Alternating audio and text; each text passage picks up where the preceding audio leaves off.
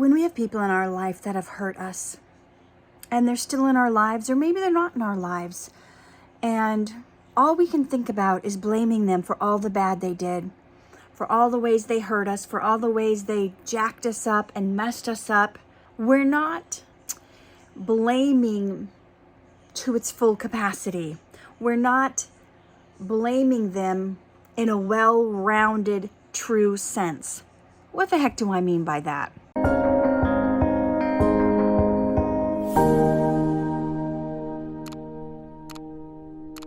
When people hurt you, when people let you down, when people screw you over, it breeds something different in you.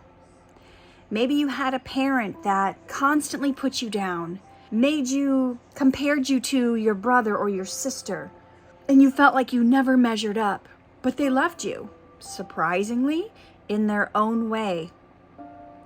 You have to blame them for the love, too. You have to blame them for the life that you now have. If you had a parent who inflicted awful stuff on you, beat you, said all kinds of awful things, put you down, touched you inappropriately, I don't know what it is, your deal. But if what they did to you made you go, that is not the person I'm going to be. I am going to be better. I'm going to be different. I'm going to be a better parent. I am never going to allow others to feel this pain that I have felt.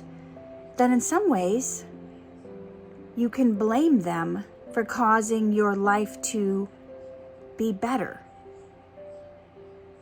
It sounds crazy and it's kind of a head trip. But it's like, when you have those bullies growing up, when you have bullies in your life and they tortured you and made fun of you and beat you up on the playground, and that was the catalyst for becoming who you are, for going after that sport, for playing at a level higher than you would have ever had.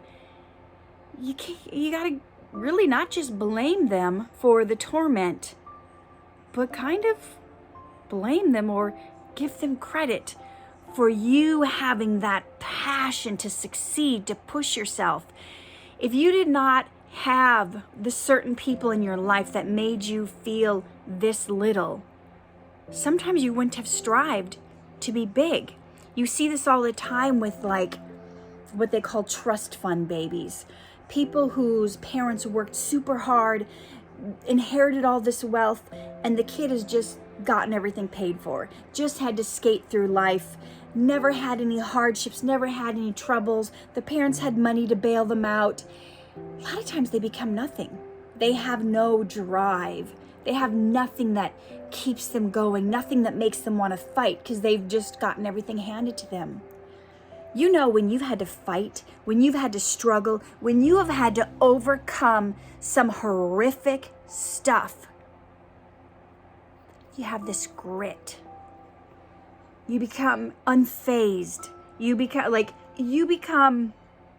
can become hardened, yes, but you can also have this fortitude, and you can also have this compassion for others. You can also, when you see people who have been a victim of domestic violence and they go on to start these organizations to help other people, to go, when you see someone who's they've been trafficked and they've somehow come out of it, and they start these organizations to pull others from that mess, they're the people that go out and go above and beyond because they never want anybody to feel that pain again.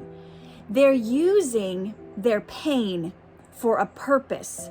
And in some ways, when you achieve stuff based on horrible stuff you've been through, in some ways you can not just blame that awful person for the bad, but you also have to blame them for the good. That's hard. That's a hard one. I know. God is gracious and God is kind, and He turns all evil that Satan has meant for our life into good, and He can make good out of it.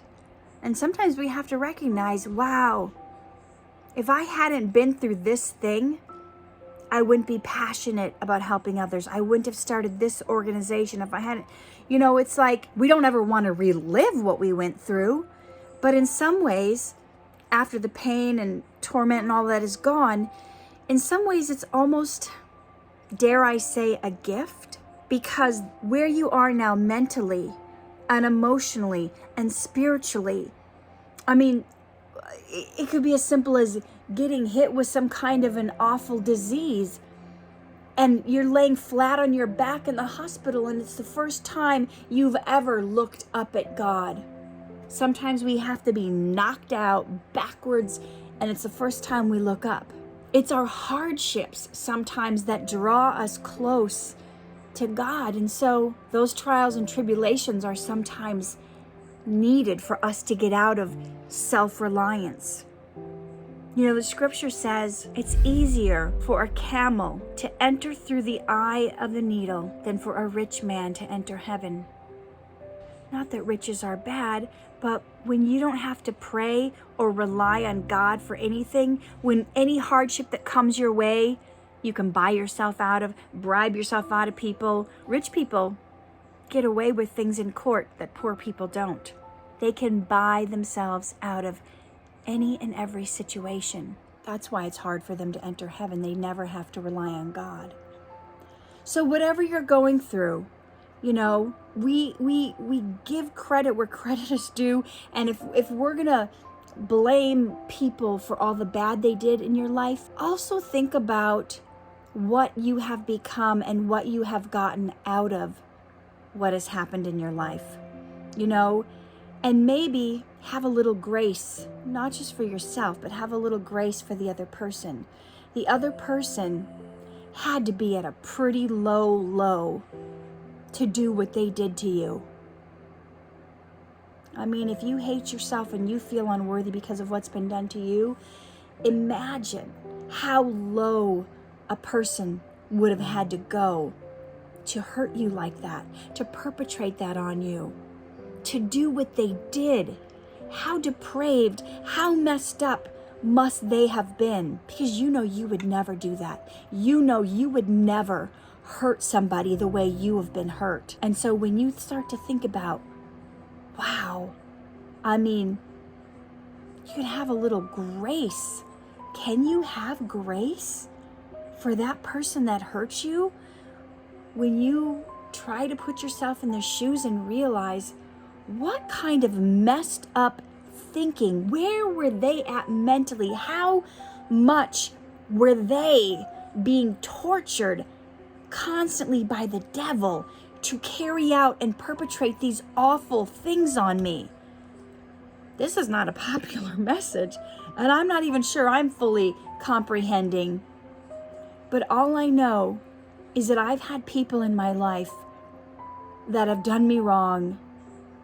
I've had people in my life that have hurt me beyond what I would even want to voice. And after I found out some of the stuff they were going through, it kind of makes sense. It kind of makes sense why they did to me what they did to me. But letting go of the bitterness doesn't excuse their behavior, but holding on to that poison is going to kill you. It's not going to kill them. It's going to kill you if you're holding on to that bitterness. And if at all possible, if you can have compassion on the person that hurt you in ways you can't even describe, that's when you become like Jesus. When he was nailed to the cross and they were beating him and whipping him, and they put the thorns that dug into his, when they were ripping the skin off his back with the cat and nine tails, ripping the skin. And the scripture says he was unrecognizable as a human. Did he hate the people who were hurting him? Did he hate the people who spit on him and ripped the beard out of his face? He didn't hate them. He didn't blame them. He said, Father, forgive them, for they know not what they do. And it might be time for some of you to say, Father, forgive them. They don't know what they were doing to me. And take some deep breaths. Forgive yourself. If you think you allowed it to happen, if you wished you could rewind time and you should have done different, you should have fought back, you shouldn't have allowed it, that is all lies from the enemy. You did what you could to survive. And now it's time to let it go. You are who you are today because of the sum of all the experiences you've had in your life. And you have turned that evil into good. And it's time for you to just say, Father, forgive them. They know not what they do. But you know better, and you will do better. And you will never hurt someone the way you've been hurt. But you're allowed to have grace and forgiveness and maybe even compassion for those awful people who must have been going through such mental torment to hurt you the way they did. It's time to let it go. Let the bitterness go. Father, forgive them. They know not what they do. Hey, it's Katherine. Thank you for sticking around till the end to watch my video. Please subscribe to my channel. Hit the like button. Leave me some comments. I would love to hear from you guys. What's going on with you? And there's a little bell button you can click on too, so you're always alerted when I upload a new video. Thank you for being part of my community. See you guys in the next video.